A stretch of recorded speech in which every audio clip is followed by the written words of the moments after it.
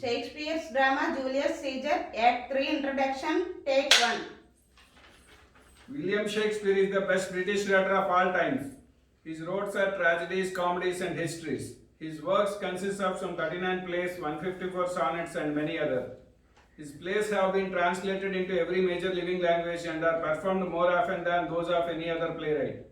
The Tragedy of Julius Caesar is a history play and tragedy by William Shakespeare written in 5 acts, first performed in 1599. Jealous conspirators convinced Caesar's friend Brutus to join their assassination plot against Caesar to stop Caesar from gaining too much power.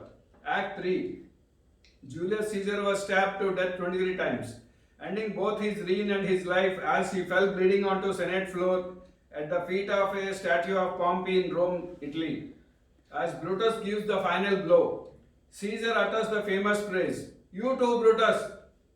Brutus allows Mark Antony to speak a funeral oration for Caesar. After Brutus speaks, the crowd becomes calm and supports his cause. The climax of the play comes when Antony, by juxtaposing Caesar's accomplishments, his generous will, and his Corpus's brutal wounds, with the repeated statement that Brutus is an honorable man, persuades the people of Rome that Brutus and his co-conspirators are not honorable at all. Antony's speech steers the crowd into a murderous plot, and the conspirators are forced to flee from the city. Julius Caesar, Mark Antony, Act 3, Scene 1, Take 1. Friends, Romans, countrymen, lend me your ears. I come to bury Caesar, not to praise him. The evil that men do lives after them. The good is often tied to their bones. So let it be with Caesar. The noble Brutus had told you Caesar was ambitious. And if it was so, it was a grievous fault. And grievously had Caesar answered it. Here, under the leave of Brutus and the rest, for Brutus is an honorable man. So are they all honorable men, coming to speak in Caesar's funeral. He was my friend, faithful and just to me. Yet Brutus says he was ambitious, and Brutus is an honorable man. He had brought many captives home to Rome, whose ransoms did the general coffers fill. Was this ambition? When the would have cried, Caesar had wept. Ambition should be made of sterner stuff. Yet Brutus says he was ambitious, and Brutus is an honorable man. You all did love him once, not without cause. Then what cause withholds you then to mourn for him? Judgment doth led to Brutus' peace, and men have lost their reason. Bear with me. My heart is there with Caesar, and I must pause till it comes back to me. Methinks there is much reason in his sayings, if thou consider rightly of the matter. Caesar has had a great wrong. Has he, masters? I fear there will a worse come in his place. Mark ye his words. He would not take the crown. Therefore, 'tis certain he was not ambitious. The word of Caesar might have stood against the word. Now lies he there, and none so poor to do him reverence. O masters, if I were disposed to stir your hearts and minds to mutiny and rage, I should do Brutus wrong, and Cassius wrong, who you all know are honorable men. I will not do them wrong. I rather choose to wrong the dead, to wrong myself and you, than wrong such honorable men.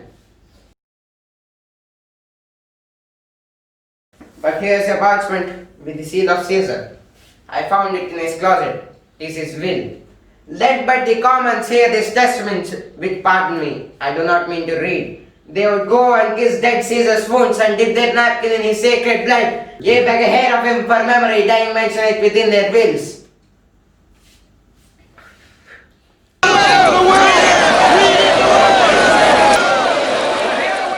Have patience, gentle friends, I must not read it. It is not me to know how dearly Caesar loved you. You are not wood, you are not sons, but men. Being men, hearing the will of Caesar, it will inflame you, it will make you mad. 'Tis good you know that you are his heirs, for if you should, oh, what would come of it?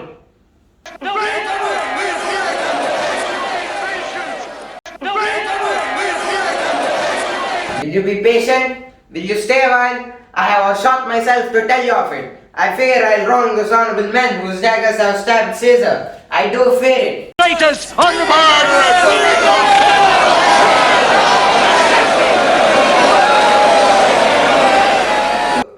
You will compel me then to read the will?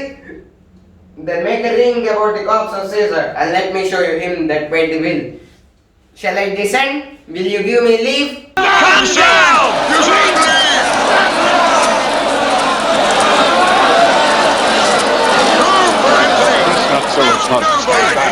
Stand far off. You all do know this friend. I remember the first time he ever put it on. It was on a summer's evening, the day he overcame the Naviad. This was, look, through this ran Cassius' dagger through. Look what a rent in his casca made. Through this, the well-blood Brutus stabbed as he plucked his curse steel away. Mark how the blood of Caesar followed it, rushing out of doors to be resolved. If Brutus so unkindly knocked, as you know, Brutus was Caesar's angel. To show you gods how dearly Caesar loved him. For when Brutus saw him stab, ingratitude more stronger than traitor's arms quite vanquished him, and then burst his mighty heart under his mantle muffling up his face. Even at the base of Pompey's statue, while ran all the blood, great Caesar fell. Oh, what a fall was that, my countrymen! Then I and you and all of us fell down, Will's bloody treason flourished over us. Oh, now you weep, and I perceive, you feel a dint of pity. These are gracious drops, kind souls, what weep you when, but behold how Caesar's vesture wounded. Look you here is himself, marred as you see with traitors. Oh, piteous spectacle! Oh, noble Caesar!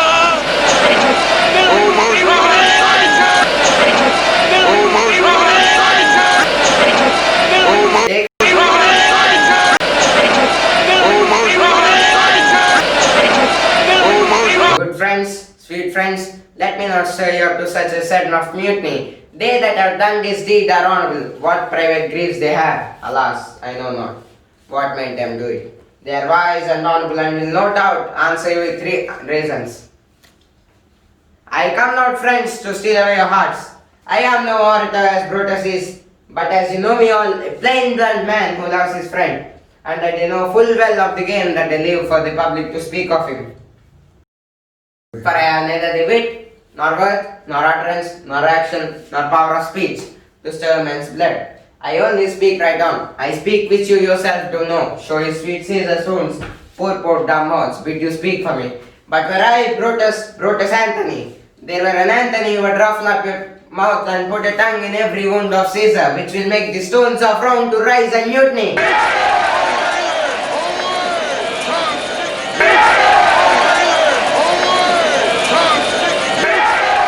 Yet hear me, countrymen, yet hear me speak. Why, friends, you go to do you not what wherein had Caesar deserved your loves? Alas, you know not. Then I must tell you then, you have forgot the will that I told you of. Here is the will, and on Caesar's seal, to every Roman citizen he gives, to every several men, 75 drachmas.